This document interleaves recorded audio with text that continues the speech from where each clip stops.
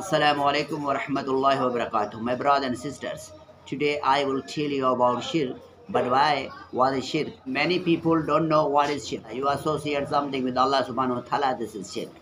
Shirk is great sin, my brother. Do not sign partner to Allah subhanahu wa ta'ala. Allah subhanahu wa ta'ala says in the Holy Quran, إِذْ قَالَ لُقْمَانُ لِابْنِهِ Mention, O Muhammad, when Luqman said to his son, وَهُوَ يَعِظْهُ, while he was instructing him, Ya bunayya, O my son, La tushrik billah, do not associate anything with Allah subhanahu wa ta'ala.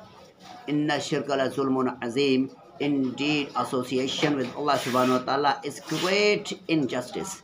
Allah subhanahu wa ta'ala mentioned, O Muhammad, when Luqman said to his son while he was instructing him, O my son, do not associate anything with Allah subhanahu wa ta'ala. Indeed, association with Allah subhanahu wa ta'ala is great injustice.